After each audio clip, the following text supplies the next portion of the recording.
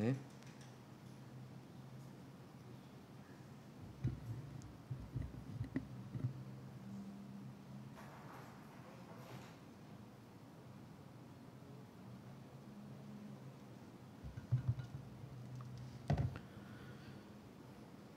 Bismillahirrahmanirrahim. Assalamualaikum warahmatullahi taala wabarakatuh.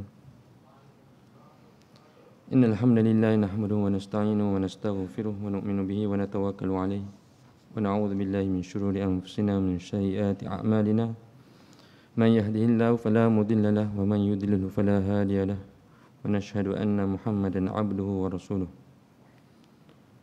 Ballagha ar-risalah wa adda al-amanah wa nasaha al-ummah wa jahada fillahi haqqa jihadih.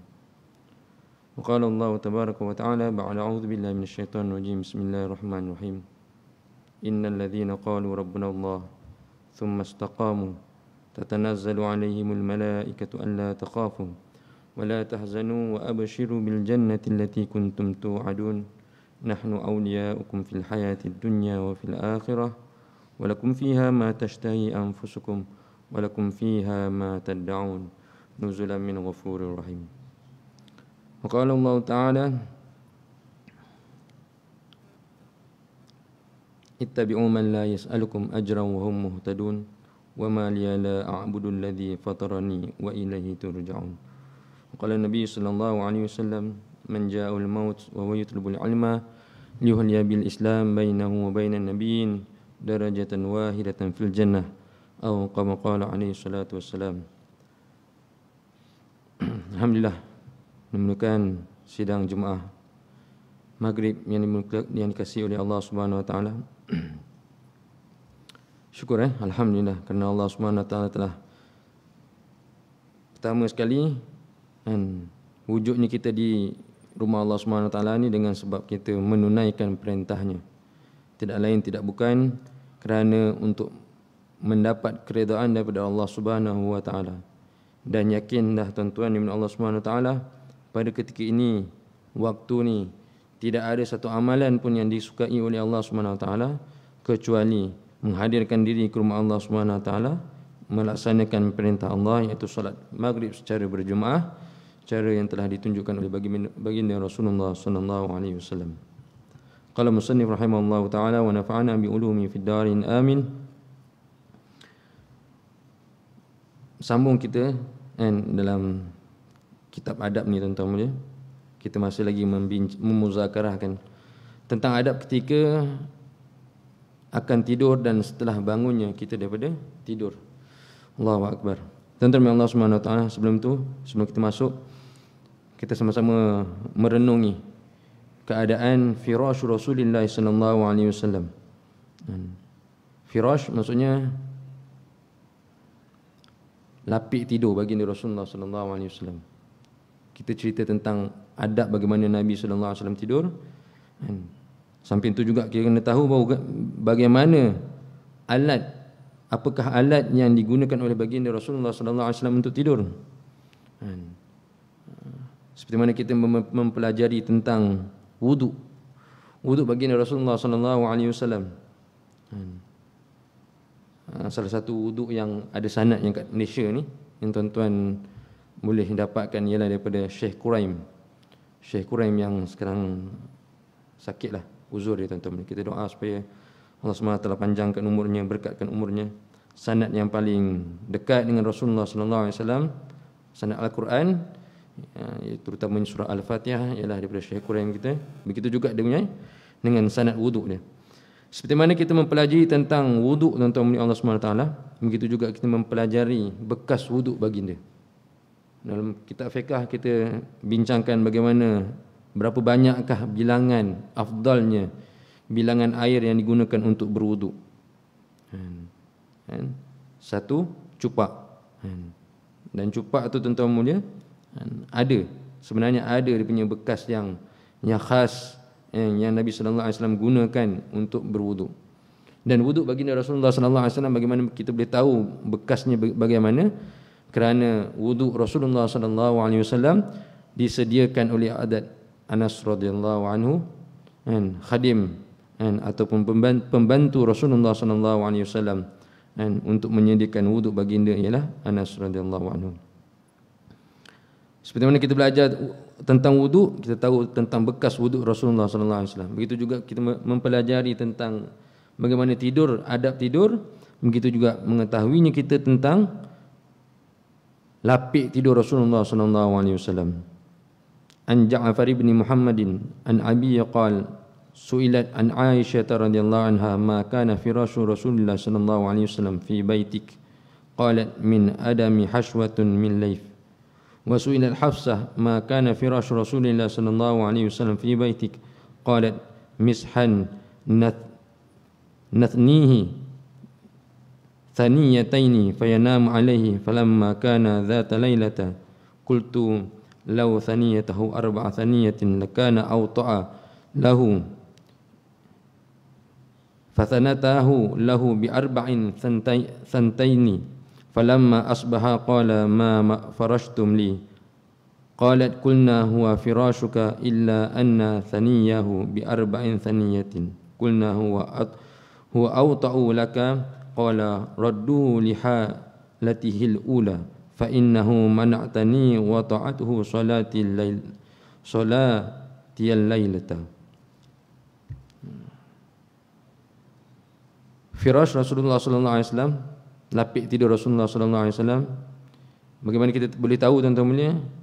Hadis ini diriwayatkan oleh Aisyah radhiyallahu anha, isteri baginda Rasulullah sallallahu alaihi wasallam, adalah lapik baginda ataupun tilam baginda Rasulullah sallallahu alaihi wasallam diperbuat daripada kulit, kan, dua kulit, kulit binatang, kan, mungkin kambing tuan-tuan ni, yang telah disamak dan di dalamnya diletakkan jerami, jerami yang kering tu dimasukkan ke dalam lapik tersebut. Itulah alas tidur baginda Rasulullah sallallahu alaihi wasallam. Ini yang diriwayatkan oleh Aisyah radhiyallahu anha. Apabila isteri yang lain iaitu Hafsah radhiyallahu anha, ummahatul mukminin, memberitahu bahwasanya di rumah dia, mungkin di rumah Hafsah beza apa yang disediakan oleh untuk baginda Rasulullah sallallahu alaihi wasallam. Dia melipat satu kain, dilipat dua untuk Nabi sallallahu alaihi wasallam tidur di atasnya. Satu hari Hafsah radhiyallahu anha berkata dalam hatinya, alangkah baiknya kalau aku lipat 4, mungkin lebih nyenyak, lebih selesa, lebih baik. Niatnya untuk memberi keselesaan kepada baginda Rasulullah sallallahu alaihi wasallam. Keesokan pagi Rasulullah bertanya, apakah yang kamu sediakan untuk aku tidur malam tadi? Dia katakan bahawasanya lapik yang sama, cuma hari yang lain 2 lipatan, hari yang pada malam tadi menjadi 4, jadi tebal sikit. Baginda Rasulullah sallallahu alaihi wasallam bersabda bahawasanya kembalikan kepada asal, iaitu 2 lipatan, kerana ianya menghalang daku daripada solat. Masya-Allah. 2 je tuan-tuan dia. Mungkin sejadah tu lipat 2, begitulah rasanya mungkin. Betapa nipisnya tuan-tuan boleh. Sekarang ni tuan-tuan boleh, kalau kita nak beli katil tilam, kalau boleh pijak sini rasa, sana tak rasa. Lagi tebal lagi bagus, lagi tebal lagi mahal. Strembol tu kan, lanyak sebelah sini, sebelah sini orang boleh tidur lagi. Begitu sekali tuan-tuan boleh. Kalau bom jatuh sebelah, yang sebelah tu masih lena lagi. Baginda tidak, kalau boleh segera dapat bangun kerana Nabi ingin bersolat di malamnya. Itu salah satu adab. Daripada hadis ini kita dapat tahu bahwasanya Nabi tidur bukan semata-mata untuk rehat, tetapi tidurnya baginda Rasulullah sallallahu alaihi wasallam untuk beribadah juga. Baik, kita sambung tuan-tuan mulia, adab tidur. Yang sebelum ni cerita bahwasanya sebelum tidur kita berwuduk, sebelum tidur kita menghadap ke arah kiblat jika memungkinkan, kerana arah kiblat merupakan arah yang paling mulia arahnya tuan-tuan mulia. Arah yang paling mulia. Seperti mana kita dalam kubur, dalam liang lahat, wajah kita ni tuan-tuan mulia, liang yang paling afdal ialah liang lahat tuan-tuan mulia, sebelah kiri. Maka kita akan sebelah kanan, dan kita akan cium bahagian di bawah tu tuan-tuan mulia, menghadap ke arah kiblat. Jadi seperti mana afdalnya kita di dalam liang tuan-tuan mulia, yang paling afdal adalah liang lahat. Seperti itu juga dalam keadaannya apabila kita tidur, mengarahnya kita ke arah kiblat. Mungkin balik ni lihat katil kita ni tak mengarah kiblat, tak menyebabkan kita berpeluang untuk mengamalkan sunnah untuk tidur, tuan-tuan mulia, alihkan katil tersebut. Niat bahawasanya tidurku malam ni dialihkan katil ni semata-mata untuk mengikuti cara tidurnya baginda Rasulullah sallallahu alaihi wasallam. Maka tidur malam ni penuh dengan ibadah. Tidurnya malam ni penuh dengan ibadah. Walaupun tidur berdengkur ke apa, tuan-tuan mulia, tapi hakikatnya tuan-tuan mulia, setiap detik berlalu pada malam tadi bersama kita ialah pahala-pahala yang disimpan di sisi Allah Subhanahu wa taala. Yang ketiga, tidur berbaring ke arah sebelah kanan. Ke arah yang tadi ke arah kiblat, yang ini ke arah kanan. Dan untuk hari ini tuan-tuan mulia, tidur berbaring ke arah sebelah kanan.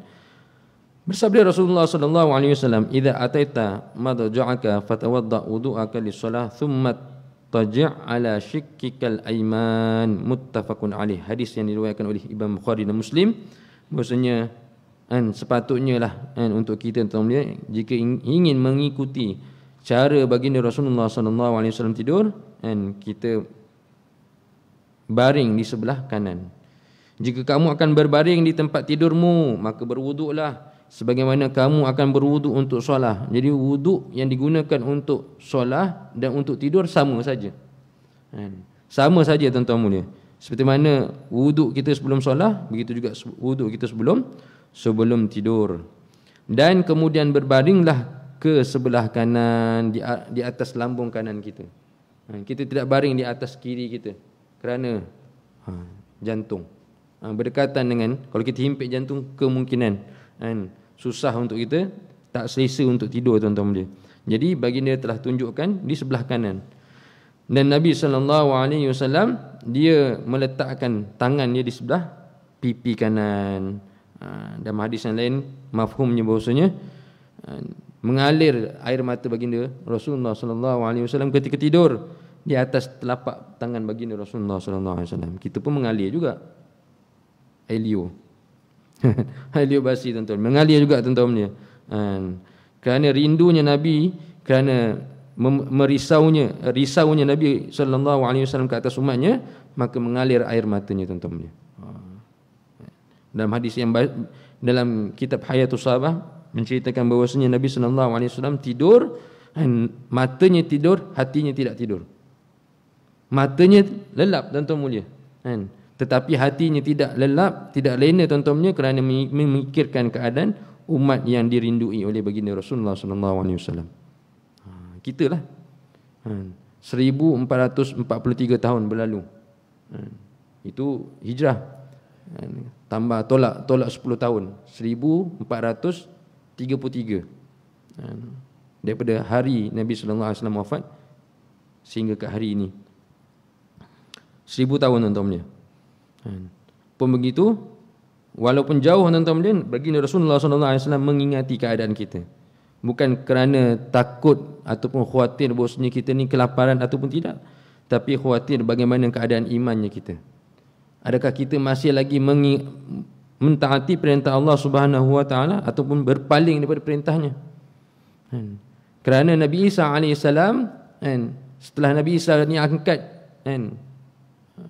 sehingga ketika ini, tuan-tuan, ketika Nabi SAW diutuskan sebagai Rasul ataupun dilahirkan, tempohnya 507 tahun.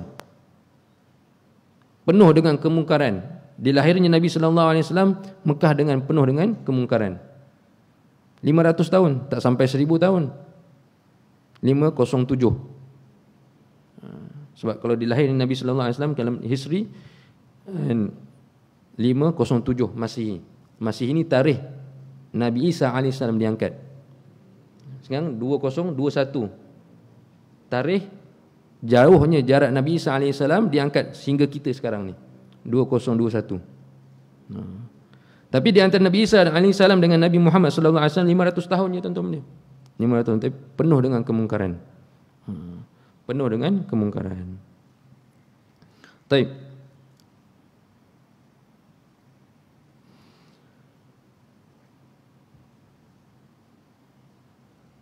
Ya, bahwasanya kita sebelah kanan.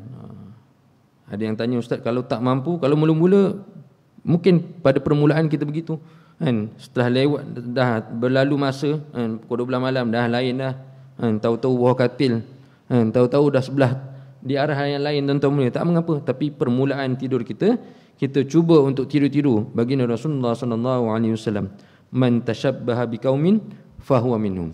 Barang siapa yang belajar untuk meniru-niru kan, belajar untuk tiru dengan satu kaum, dia akan dibangkit dengan kaum tersebut. Ini poin, ini hadis yang penting, tuan-tuan mulia, simpan dan sampai kita mati. Dan kalau saya meniru-niru tentang orang yang jelas bahasanya akhir dia bakal menjadi ahli syurga, tak ada masalah, kerana kita dibangkitkan bersama mereka di dalam syurga. Jika kita meniru-niru dengan orang yang kita tahu bahawasanya pengakhirannya adalah neraka, maka dia khawatirkan, tuan-tuan mulia, bangkitnya kita nanti di akhirat, tuan-tuan mulia, bersama mereka di dalam neraka. Sekarang kita nak meniru bagaimana keadaan Rasulullah sallallahu alaihi wasallam dan sahabat baginda Rasulullah sallallahu alaihi wasallam. Jelas bahawasanya kan, dua golongan yang ini, baginda sendiri, tuan-tuan mulia, dengan sahabat-sahabat, akhirnya adalah syurga Allah Subhanahu wa taala. Tirunya kita ke arah mereka dengan keadaan kehidupan mereka tidak dikatakan salah. Yang terbaik. Cuma sekarang ni kadang-kadang orang kata, tak sepatutnya kot rasanya. Kehidupan dah jauh 1400 tahun. Takkanlah nak tiru macam sahabat. Takkanlah nak tiru seperti mana baginda Rasulullah sallallahu alaihi wasallam. Tuan-tuan yang dalam surau ni mungkin iyalah ustaz, takkanlah begitu. Tapi ada golongan yang menentang. Dia kata tak sepatutnya. Dah tak sesuai. Kehidupan baginda dan kehidupan sahabat tidak sesuai dengan kehidupan kita. Nauzubillah. Yakinlah tuan-tuan, sejauh mana kita kembali kepada kehidupan baginda, itulah kejayaan bagi kita. Walaupun 1400 tahun, 2000 tahun, 2000 tahun ataupun berjuta-juta tahun kita daripada baginda Rasulullah sallallahu alaihi wasallam. Sejauh mana kita meniru, semirip mana kita dengan kehidupan baginda dan Rasulullah sallallahu alaihi wasallam, sejauh itulah kejayaan kita di sisi Allah. Baik, yang keempat, tuan-tuan Allah SWT, bertaubat dari seluruh maksiat. Adab sebelum tidur ialah bertaubat dari seluruh maksiat kerana dikhawatirkan ajalnya, iaitu kematiannya yang akan datang tatkala dia tidur. Muhasabah diri, istighfar. Baginda Rasulullah SAW, walaupun dia maksum, Nabi beritahu bahawasanya sekurang-kurang sehari 100 aku beristighfar kepada Allah Subhanahu wa taala. Istighfar, kembali memohon ampun pada Allah Subhanahu wa taala. 100. Kita yang penuh dengan dosa, tuan-tuan mulia Allah Subhanahu wa taala, kena lebih. Usahakan untuk supaya dilebihkan. Bertaubat dari seluruh maksiat maksudnya disunatkan untuk kita mendirikan solat sunat taubat sebelum kita datang kepada tempat tidur. Banyak amalan-amalan sebelum tidur, tuan-tuan mulia. Sunat witir, sunat taubat, sunat apa? Solat sunat ba'da isyak, tuan-tuan mulia. Kalau tidak dilaksanakan lagi, masih lagi valid. Contoh kata kita dah di masjid ni, baru nak sembahyang Allahu akbar 2 rakaat, lepas 2 rakaat surau dah tutup. Syiah kata cepat segera nak tutup ni. Hujan mungkin kena segera tutup. Maka kita pun tergesa-gesa balik, sedangkan kita biasa 4 rakaat, contoh kata. Tuan-tuan Allah SWT, ba'diyah isyak tu valid sampai sebelum subuh esok. Sebelum subuh esok masih boleh lagi, tuan-tuan mulia. Jika ditakdirkan kita boleh bangun di waktu malam, ba'diyah isyak masih boleh didirikan, dan ianya tidak dikira sebagai qada, bahkan adaan tunai. Begitu juga sebelum tidur kita, tuan-tuan mulia. Jika kita rasa bahawasanya tak sempurna, dia khawatir kelupaan, bahawasanya kita luput solat ba'diyah isyak yang kita istiqamah 4 rakaat, selepasnya, tuan-tuan mulia, kita laksanakan sebelum tidur. Sempurnakan sebelum tidur. Dan ianya dikira sebagai tunai, bukannya qada. Solat sunat ni, nawafil ni, tuan-tuan mulia, selagi mana ada waktu bagi solat tersebut, maka dikira sebagai boleh. Solat qabliyah subuh, saya sebenarnya biasa dengan fiqh, jadi selingan. Sunat qabliyah subuh 2 rakaat. Khairum minad dunya wa ma fiha, lebih baik dunia daripada dunia dan seisinya. Besok kita datang tuan-tuan, contohnya besok subuh surah As-Sajdah di pagi subuh tuan-tuan, Jumaat. Datang lewat, datang imam dah Allahu Akbar. Jadi apa yang perlu kita laksanakan tuan-tuan, tak apa, serta bersama imam. Tapi terlalu tekilan kerana 2 rakaat sebelum subuh tak dapat nak dilaksanakan. Tuan-tuan segera balik, ataupun tuan-tuan ada di ruang-ruang yang tersorok ni tuan-tuan, Allahu Akbar qabliyah subuh. Tuan-tuan dapat khairum minad dunya wa ma fiha, lebih baik dunia dan seisinya tuan-tuan dia. Pahala tu dapat diperolehi tidak qada, bahkan tunai, kerana waktu subuh masih ada. Waktu subuh tu masih ada tuan-tuan dia. Tapi kalau buat di masjid, kadang orang kata, Pak Cik ni bukan ke lepas isyak, lepas subuh dah tak ada solat. Dia tak tahu apa niat kita. Sedangkan kita nak mendirikan solat sunat qabliyah subuh yang terluput tadi tuan-tuan dia. Datang-datang dah lewat, lepas sembahyang subuh masih lagi boleh tuan-tuan dia. Kalau ada tempat yang tersorok, kita laksanakan. Kalau tak sempat, segera balik Allahu Akbar, maka masih lagi dapat tuan-tuan dia. Penting. Sebab tu kalau kita lihat tuan-tuan dia, kalau orang yang bermazhab Hanafi tuan-tuan dia mewajibkan solat qabliyah subuh tu. Imam dah Allahu Akbar, kadang yang Hanafi ni kat belakang masih Allahu Akbar. Imam dah sembahyang ni tuan-tuan dia. Masih lagi Allah dah lewat dah Allahu Akbar qabliyah subuh. Yang Hanafi ni maksudnya yang Bangladesh, yang orang belah Hindustan ni dia. Dia menjaga hukum bagi mereka lain, bagi kita lain. Tapi walaupun bagi kita hukumnya lain, fadilat ni tinggi. Fadilat ni tinggi tuan-tuan. Dan kita ada kelonggaran bahawasanya kita lepas subuh masih lagi boleh laksanakan. Jadi tuan-tuan, kita usaha supaya jangan luput solat tersebut. Seperti mana kita rasa bahawasanya solat subuh berjemaah tu penting, qabliyah subuh juga adalah satu perkara yang penting.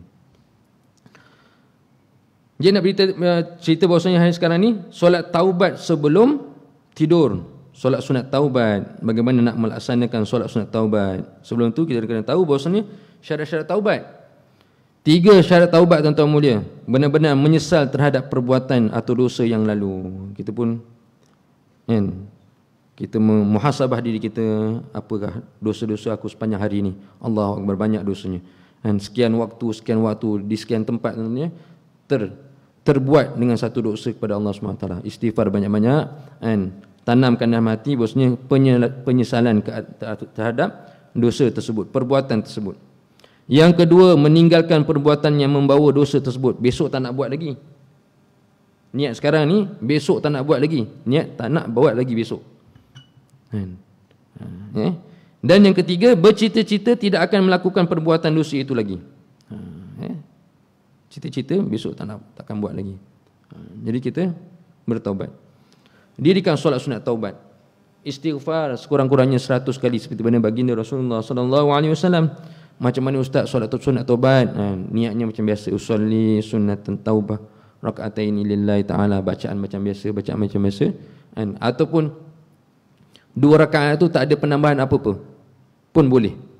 Dengan niat tu tuan-tuan mulia dah memadai. Yang lebih baik di sujud yang terakhir, kita sujud dalam keadaan kita membaca la ilaha illa anta subhanaka inni kuntu minaz zalimin. Bacanya sebanyak 40 kali kalau mampu. Ini solat sunat taubat. Kalau mampulah. Kalau tak mampu, buatlah sembahyang sunat 2 rakaat. Perbezaan hanya pada niat saja. Tak tahu malam tu mungkin malam yang terakhir. Allahu Akbar, dah balik jumpa Allah SWT. Lupa, tak sempat nak taubat pada Allah SWT. Dah berpindah alam tuan-tuan mulia. Tak sempat nak bertaubat tuan-tuan mulia. Adakah taubat diterima dia dalam kubur? Adakah taubat diterima apabila kita telah berpindah alam? Jadi malam tuan-tuan mulia, ada orang kalau meninggal di waktu malam dia tak sempat dah tuan-tuan mulia. Jadi sebelum tidur tu dilaksanakan solat sunat taubat. Apalagi solat sunat yang boleh kita laksanakan. Seterusnya ada lagi. Boleh solat sunat taubat. Okey. Yang kelima, adab sebelum tidur ialah niat akan bangun sebelum fajar subuh supaya dapat melaksanakan solat sunat tahajud. Itu yang paling kurang lah. Itu yang paling kurang. Malam ni malam Jumaat. Ada beberapa malam yang makbul di sisi Allah Subhanahu Wa Taala. Kalau boleh tuan-tuan, malam Jumaat panjang daripada malam-malam yang lain. Malam hari raya haji makbul di sisi Allah Subhanahu Wa Taala. Oh, kita pun sibuk malam tu rupanya dengan bermacam-macam persediaan. Sedangkan pada malam tersebut tuan-tuan, kita lupa untuk beribadah kerana malam itu juga adalah malam yang makbul di sisi Allah Subhanahu Wa Taala. Malam hari raya puasa juga adalah malam yang makbul di sisi Allah Subhanahu Wa Taala, dan setiap malam hari Jumaat tuan-tuan mulia. Jadi apa nak kena buat tuan-tuan mulia? Bangun awal sebenarnya di malam hari Jumaat ini tuan mulia. Salah satunya malam ni lah. Kalau malam-malam yang lain mungkin kena niat juga sebelum tidur untuk bangun supaya kita dapat melaksanakan solat tahajud. Solat tahajud itu niat yang Nabi sallallahu alaihi wasallam buat, dan Nabi sallallahu alaihi wasallam sebagai seorang dai, dia tidak meninggalkan walaupun satu malam solat di waktu malam. Satu malam tak pernah miss. Kita pun begitu juga sebagai umat baginda Rasulullah sallallahu alaihi wasallam, usahakan supaya satu malam pun kita tidak miss untuk solat tahajud di depan Allah Subhanahu Wa Taala. Yang keenam, sebelum tidur maka dianjurkan untuk solat sunat witir terlebih dahulu. Hal ini jika tidak yakin akan bangun sebelum azan subuh. Berdasarkan firman sabdaan Rasulullah sallallahu alaihi wasallam, barang siapa yang takut tidak bangun untuk mendirikan solat pada akhir malam, maka solatlah witir di permulaan malam. Dan barang siapa yang yakin dapat bangun pada akhir malam, maka solatlah witir di akhir malam. Kerana sesungguhnya solat pada akhir malam disaksikan oleh para malaikat yang membawa rahmat. Rasa-rasa tak boleh nak bangun besok pagi tuan-tuan mulia, maka malam solat witir. Sebelum tidur solat witir tuan-tuan mulia. Witir ni Allah witr yuhibbul witra. Allah tu ganjil, dia menyukai benda yang ganjil. Kalau kita nak buat satu bilangan, nak pilih kan, contoh kata nak pilih angka lah, nombor tuan-tuan mulia, pilih yang witir, yang ganjil. Yang ganjil tuan-tuan mulia, insya-Allah. Dan solat witir ni tuan-tuan mulia adalah penutup amalan. Solat witir ni penutup amalan. Jadi kita laksanakanlah. Sukanya Allah SWT dengan hambanya yang mendirikan solat sunat witir ni tuan-tuan mulia. Dan begitu juga baginda tidak pernah tertinggal akan solat sunat witir. Ada orang tanya, Ustaz, kalau solat sunat witir ni, contoh kata saya sedang dalam bermusafir, boleh mendirikan solat sunat witir sebelum tidur, kerana dia khawatir besok tak boleh nak bangun. Bagaimana jika saya dalam perjalanan travel, flight selepas solat maghrib? Apa saya boleh buat? Dan saya tahu bahawasanya saya akan sampai di tempat sana, di tempat destinasi yang saya akan sampai sana, di waktu yang terang. Mungkin dah pukul 9 pagi, 10 pagi. Jelas subuh dia di dalam kapal terbang. Dan saya nak supaya saya dapat mendirikan solat sunat witir. Jadi sekarang saya mendirikan solat maghrib, jamakkan dengan isyak. Adakah boleh selepas tu solat witir? Ya, boleh. Dengan syarat solat witir tu dilaksanakan malam. Tak ada solat witir pagi. Solat witir dilaksanakan pukul 10 pagi, tak ada. Solat witir dilaksanakan pukul 3 petang, tak ada. Solat witir hanya bermula daripada malam. Dan dia dah solat isyak dengan jamak, dan dia tak ada peluang lepas ni untuk solat witir tersebut kerana dia berada di dalam kapal terbang. Jadi selepas solat isyak yang dah dijamakkan tadi tuan-tuan, dia qasarkan tadi, maka dia boleh bangun solat sunat witir sebelum dia memasuki ke dalam kapal terbang. Boleh tak? Boleh, kerana malam, waktunya malam dah, tak ada masalah.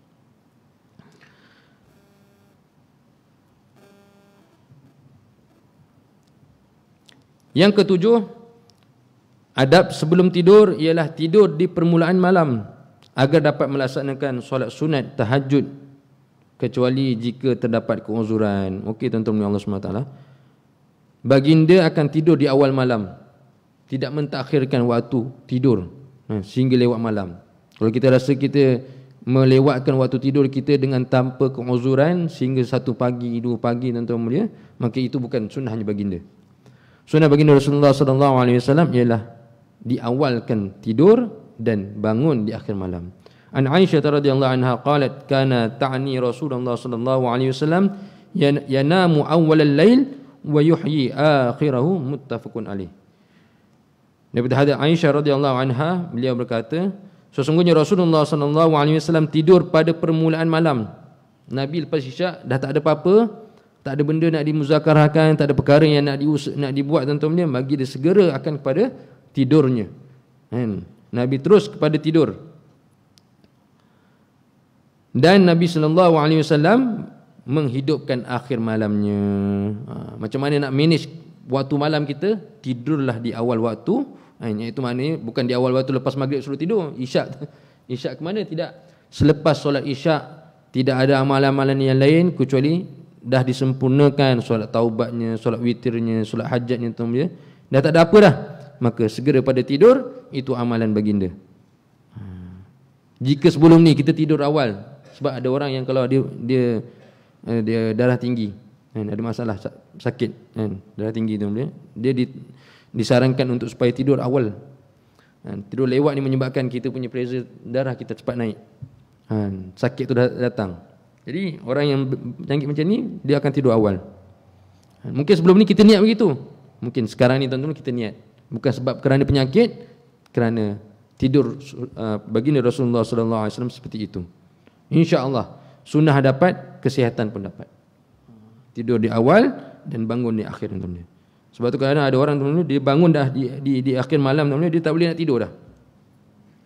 Dia akan terus beribadah sehingga bertemu dengan solat subuh. Bangun 3 pagi, insya-Allah 3 pagi tu dia akan bangun terus, dah tak boleh tidur dah sampai ke subuh. Dia bangun di akhir malam. Yang ke-8, dianjurkan sebelum tidur untuk mematikan api yang sedang menyala di dalam rumah kerana dikhawatirkan dapat menyebabkan terjadinya kebakaran.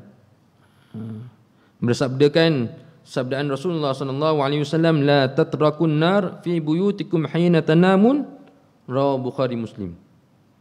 Bukan kita takut semata-mata api itu membakar, tuan-tuan, taat kita kepada perintah Rasulullah sallallahu alaihi wasallam. Nabi sallallahu alaihi wasallam kata, la tatraku, janganlah kalian membiarkan api di rumah kalian menyala ketika kalian akan tidur. Jangan. Apa nak jawab dengan perintah Nabi sallallahu alaihi wasallam melarang kita meninggalkan api dan keadaan menyala, kita matikan. Taat kita tuan-tuan mendapat pahala dan mengikut sunnah baginda Rasulullah sallallahu alaihi wasallam. Tapi jaranglah rumah kita sekarang memakai lampu api dapat dinyalakan. Semua dah pakai elektrik tuan-tuan, tak ada kan. Jadi itu yang perlu kita laksanakan, maksudnya jangan ada api yang menyala tuan-tuan. Yang ke-9, sebelum tidur maka dianjurkan untuk menutup bejana mangkuk atau gelas yang terbuka. Bekas periuk nasi tuan-tuan, bekas lauk malam makan tuan-tuan, yang terakhir orang yang makan malam ni tadi tu tak tutup. Tak bagus tuan-tuan. Adab baginda Rasulullah SAW supaya benda tu dapat ditutup. Yang terakhir sebelum tidur, mungkin suami, mungkin isteri, cek dekat dapur kita tuan-tuan. Kerana apa? Sabda Rasulullah SAW. Kalau kita baca hadisnya, gerun kita tuan-tuan. Malam ni juga kalau kita nak tidur, pastikan semuanya tutup. Tutuplah bejana, mangkuk, juga lubang-lubang air. Maksudnya lubang-lubang air mana? Air yang kita nak gunakan untuk minum. Bekas-bekas air.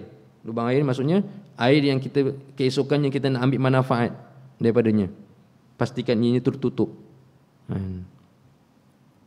Kerana sesungguhnya pada satu malam dalam setahun Allah SWT menurunkan penyakit di dalamnya, dan tidak berlalu pada bejana tersebut tanpa penutup kecuali penyakit tersebut turun ke dalamnya. Hadis riwayat Imam Ahmad dan Muslim. Masya-Allah. Takut kita tuan-tuan. Nampak apa? Simple je. Rupanya bekas air yang kita minum tak ditutup tuan-tuan. Kena pada waktu malam yang Allah SWT nak turunkan wabak tadi tuan-tuan. Dalam hadis tu disebut dengan perkataan fiha wabaun. Bukan penyakit biasa-biasa. Fiha wabaun. Akan diturunkan wabak pada satu malam daripada malam-malam dalam setahun ini tuan-tuan. Maka apabila melalui mana-mana bekas minuman yang tidak tertutup, dia akan masuk tuan-tuan. Dan esoknya pula kita yang minum.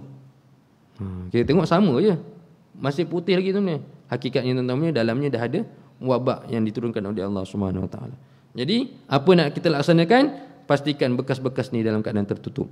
Bekas air untuk kita mandi mungkin, kolah kita tertutup lah. Kolah mandi. Kolah apa, bekas air untuk minum pun begitu juga, pastikan tertutup. Makanan juga tertutup tuan-tuan dia. Jadi bekas-bekasnya perlu ditutup waktu kita hendak tidur tuan-tuan dia. Ada apa nak tanya tuan-tuan? Saya macam ada benda nak sampaikan tadi tentang perkara ni. Dan satu lagi, waktu malam, kalau kita nak minum di waktu malam tuan-tuan, dah tutup dah, alhamdulillah. Tutup tu bagus. Pastikan kita melihat di dalamnya. Itu sunnah baginda apabila minum, lihat apa dalam. Lihat apa yang di dalam. Kalau tutup tu insya-Allah lah. Kalau tak tertutup tu bahayalah. Lagi kena melihat tu tuan-tuan pun sunnah. Bukan melihat sebab takut ada binatang ke dalam, tapi melihat tu adalah sunnah baginda Rasulullah sallallahu alaihi wasallam. Adab minum, nanti mungkin kita muzakarah tentang adab minum. Baginda apabila minum, dia bismillah, alhamdulillah, dan Nabi melihat di dalamnya. Diriwayatkan bahwasanya seorang sahabat mendengar hadis ni, satu malam dia nak minum dan dia tidak ada peluang untuk melihat apa yang di dalamnya kerana kegelapan malam. Dia tak minum. Nabi kata nak minum kena lihat apa di dalam.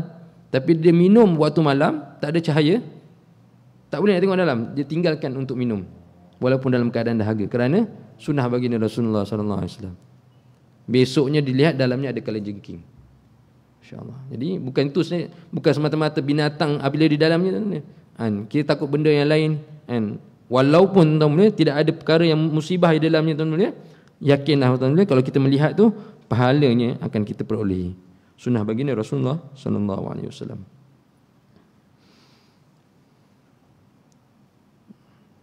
Yang ke-11, mengunci pintu rumah sebelum tidur. Ada juga jenis yang dalam rumah ni kadang-kadang dia nafsi-nafsi. Ramai sangat orang dalam tu tuan-tuan dia, sampai waktu malam tuan-tuan, tidak ada siapa yang periksa keadaan keliling rumah. Ada pintu yang tidak berkunci. Atfi'ul masabiha idza raqadtum mughallikul abwab, rawahu Bukhari. Hadis sahih bahwasanya sebelum tidur kena cek tuan-tuan mulia pintu-pintu. Jika salah seorang dari kalian akan tidur, maka matikanlah lampu-lampu dan tutuplah kunci. Ini kuncilah pintu-pintu rumah. Hadis riwayat Imam Bukhari. Jadi perbuatan cek ni, cek untuk persediaan untuk minum apa, untuk tidur malam tuan-tuan ni, cek pintu, cek motosikal kita dah kunci ke belum, cek kereta, kadang-kadang masuk kereta dia tak lock, cek pintu pagar tuan-tuan, itu juga adalah sunnah yang Nabi sallallahu alaihi wasallam minta kita amalkan. Apa lagi tuan-tuan? Kadang-kadang rumah jiran tinggalkan tuan-tuan, amanah untuk kita pun kita pergi juga cek. Semualah. Kadang-kadang ada orang parking motosikal di depan rumah, tanpa dia mengunci tengkuk motosikal. Tak boleh. Itu berlawanan dengan tawakal. Tak apalah, depan rumah saya tak ada siapa pun. Tak sekarang tuan-tuan, depan rumah lah lagi senang orang nak buat. Dia rasa bahawasanya seolah-olah dia tuan rumah, ambil motor daripada luar rumah, ambil motor keluar. Rupanya pencuri motor tuan-tuan dia. Masya-Allah.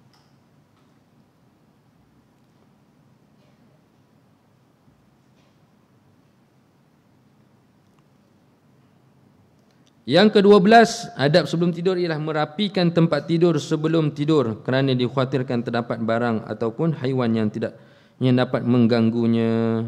Baca dulu hadisnya bahwasanya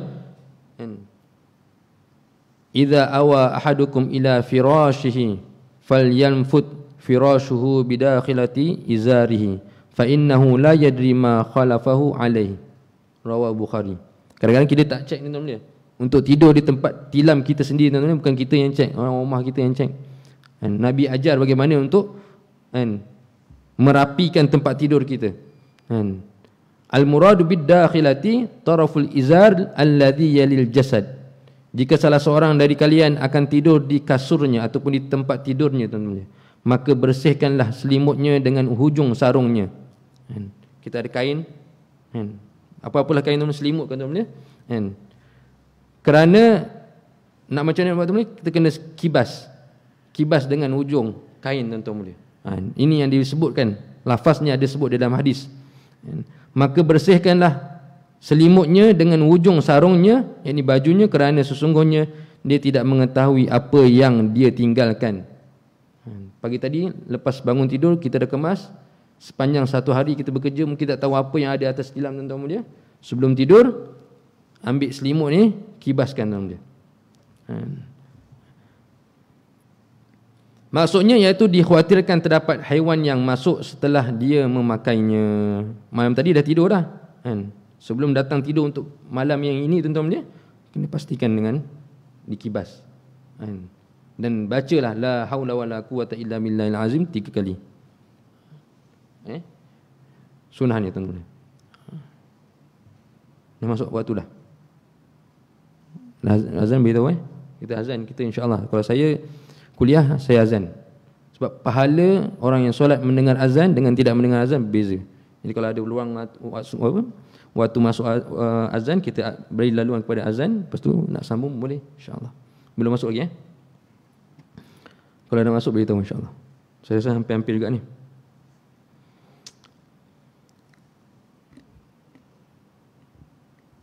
Yang ke-13, menutup aurat. Masya-Allah, tidur pun kena tutup aurat meskipun tidurnya sendiri.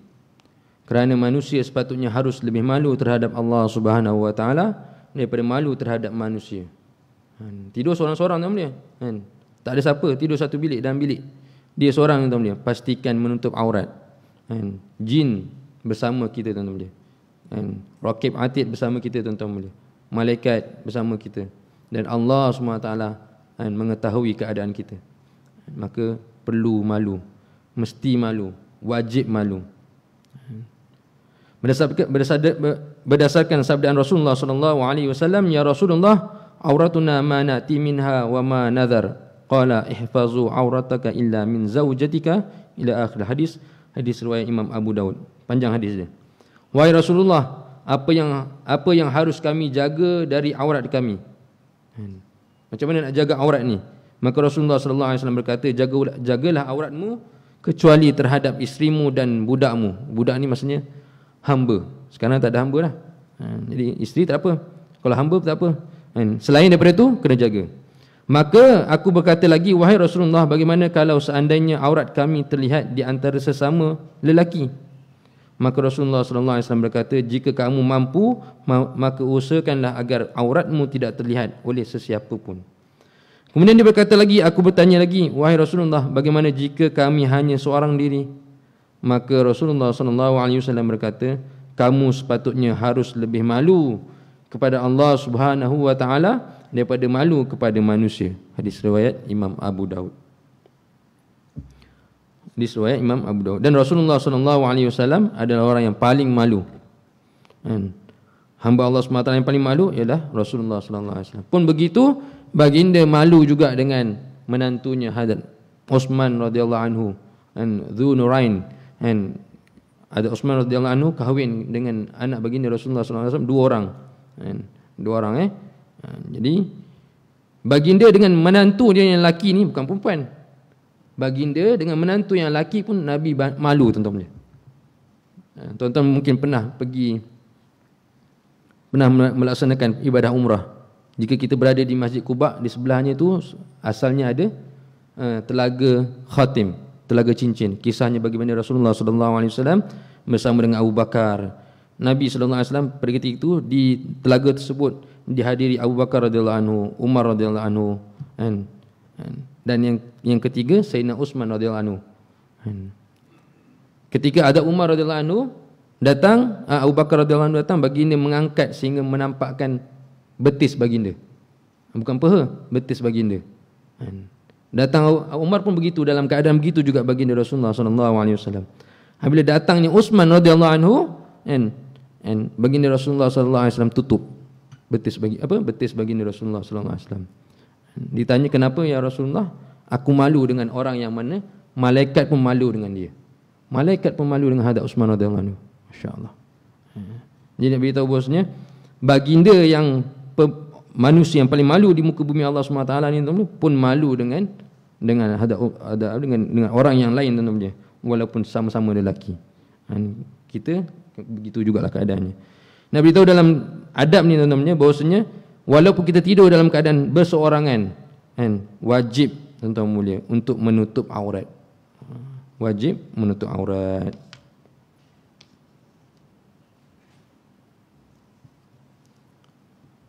Baik. Dah azan belum? Rasanya dah azan. Dah azan. Boleh azan insya-Allah.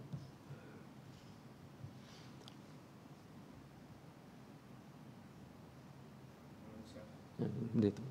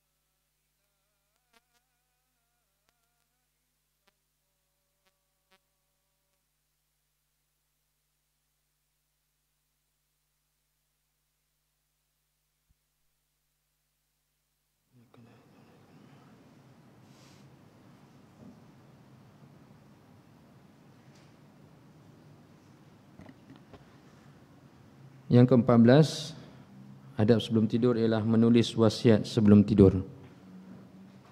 Wasiat yang bagaimana? Wasiat yang ada kena-mengena dengan, terutamanya wasiat yang ada kena-mengena dengan amanah ataupun hutang. Kita boleh settlekan hutang kita. Jadi dengan sekian-sekian urusan baru kita boleh settlekan hutang. Jadi dikhawatirkan pada malam itu, malam terakhir, sunat untuk kita melaksanakan wasiat bertulis mungkin. Mungkin ada amanah daripada sekian-sekian sahabat pada kita. Jadi tanggungjawab untuk sempurnakan amanah tu belum tersempurna. Jadi dibuat wasiat. Yang ke-15, saling berjauhan ketika akan tidur bersama orang lain. Dengan suami isteri tak ada masalah. Kalau kita tidur dengan orang lain, walaupun sesama lelaki, walaupun sesama jantina, tuan-tuan mulia, sunat. Baginda pun pernah bermalam kan, bersama sahabat, tapi baginda masih lagi menjauhkan diri daripada yang lain. Di medan-medan peperangan baginda Rasulullah SAW asingkan diri. Jadi saling berjauhan. Sebab kita kalau tidur macam-macam benda yang kita tak sedar, bahawasanya kita buat benda tersebut. Kita tahu benda tersebut tersalah, rupanya waktu tidur kita buat. Jadi kadang-kadang kita tak tahu perkara tersebut kita buat. Tapi orang yang bersebelahan dengan kita tahu. Jadi satu aib lah. Satu aib. Jadi kita tidur dengan keadaan kita berjauhan daripada yang lain. Meletakkan tangan kanan di bawah pipi pada permulaan tidurnya dan niatkanlah semata-mata untuk mengikuti jejak Rasulullah SAW, juga sebagai pengingat untuk dirinya kelak tatkala dibaringkan di dalam liang kubur. Ada juga hadisnya tuan-tuan dia. Daripada sahabat Huzaifah radhiyallahu anhu, dia berkata, sesungguhnya Nabi SAW jika akan tidur berbaring di malam hari, maka beliau meletakkan tangannya di bawah pipinya. Perbuatan tersebut adalah sebagai peringatan untuk dirinya tatkala dibaringkan di dalam liang kubur, dan barang siapa yang mengingat hal ini, maka kadar tidurnya akan menjadi sedikit dan harinya akan menjadi baik. Ini penuh dengan amal ketaatan. Dia sebelum tidur dia bukan fikir urusan dunia, tuan-tuan, memikir keadaannya dalam kubur. Apa nak jadi aku kalau dalam kubur? Tak ada orang yang boleh menyelamatkan aku. Iman dan amal saja. Jadi merisaukan perkara tersebut adalah satu perkara yang digalakkan, sunnah tuan-tuan mulia. Lafaznya dalam hadis baginda Rasulullah SAW dan mengikuti sunnah baginda. Perbuatan tadi juga adalah perbuatan yang mengikuti sunnah baginda Rasulullah SAW. Cubalah malam ni tuan-tuan, kita dapat amalkan, sama-sama amalkan perkara tersebut, supaya tidurnya dia jadi sedikit dan besok paginya tuan-tuan tenaganya banyak dan kita dapat melakukan harian kita pada keesokan hari dalam keadaan taat kepada Allah SWT dengan penuh mengamalkan segala perintah-perintahnya. Berzikir sampai tertidur, yang ke-17 akhir. Yang ke-17 ialah berdasarkan sabda Rasulullah SAW, baginda berzikir sehingga terlelap matanya.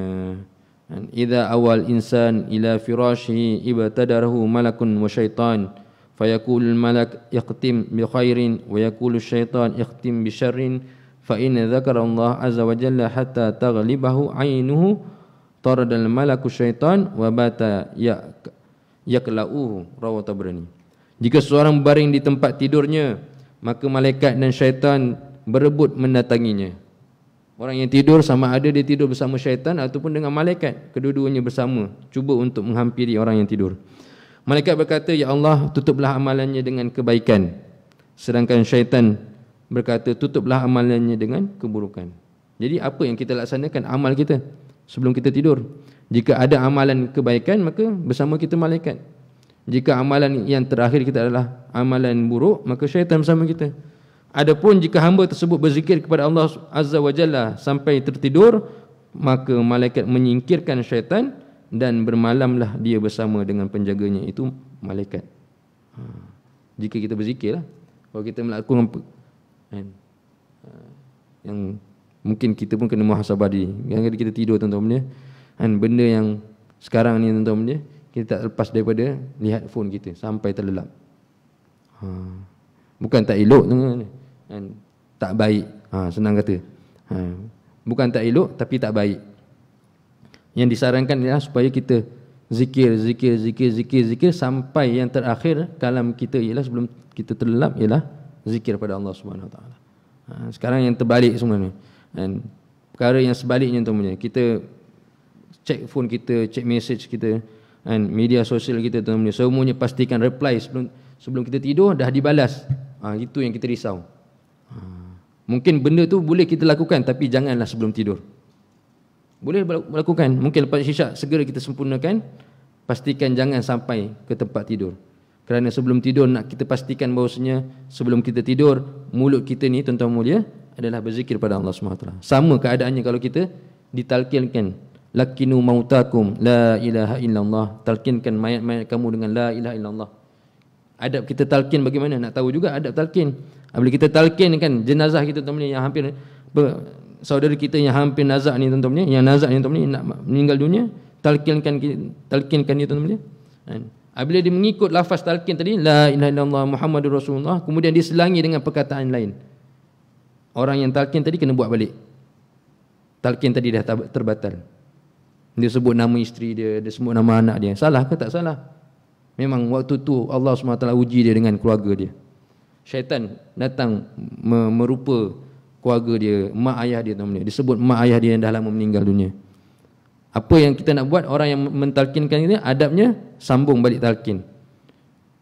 Supaya yang terakhir sebelum dia melelapkan matanya ialah la ilaha illallah ataupun Allah, Allah sekurang-kurangnya. Jadi begitu sama juga keadaannya sebelum kita tidur. Dikhawatirkan malam itu adalah malam yang terakhir, matinya kita dalam keadaan kita tidur. Sebelum tidur kita akhirkan hayat kita, hidup kita tuan-tuan pada hari ini atau malam yang seterusnya dengan keadaan berzikir pada Allah Subhanahu wa taala. Moga Allah SWT beri taufik dan hidayah kepada saya dan tuan-tuan, untuk kita sama-sama amal. Adab ni tuan-tuan, kalau kita buka kitab fiqh bolehlah soal jawab. Tapi boleh juga nak tanya soal jawab, tak ada masalah. Mungkin tak faham kemudian boleh tanya. Tapi adab ni sebenarnya lebih kepada untuk kita amalkan. Dah tahu dah jelas dah apa yang Nabi SAW laksanakan dalam kehidupan baginda. Tidak lain tidak bukan untuk kita ni tuan-tuan dia sebagai pengikut ittiba' kepada Rasulullah SAW ialah mengikut secara detail satu persatu hingga yang sekecil-kecilnya ke dalam hidup kita tuan-tuan, supaya kita menjadi pengikut yang sejati kepada Rasulullah SAW. Tak ada apa-apa soalan ya, insya-Allah. Insya-Allah kita akhir yang tasbih kafarah dan suratul As. Subhanallah wa bihamdihi, subhanakallahumma wa bihamdika, asyhadu an la ilaha illa anta, astaghfiruka wa atubu ilaik. Bismillahirrahmanirrahim. Wal 'asr innal insana lafi khusr illa alladziina aamanu wa 'amilus shalihaati wa tawassaw bil haqqi wa tawassaw bis sabr. Bismillahirrahmanirrahim. Alhamdulillahirabbil alamin. Wassalatu wassalamu ala asyrafil anbiya'i wal mursalin wa ala alihi wa sahbihi ajmain. Allahumma inna nas'aluka fahman nabiyyin wa hifdzal mursalin wal malaikatil muqarrabin. Allahumma aghnina bil 'ilmi wa zayyinna bil hilmi wa karrimna bit taqwa wa jammilna bil 'afiyah. Rabbana hab lana min azwajina wa dhurriyyatina qurrata a'yun waj'alna lil muttaqin imama. Sallallahu ala sayyidina Muhammadin wa ala alihi wa sahbihi ajmain. Walhamdulillahi rabbil alamin.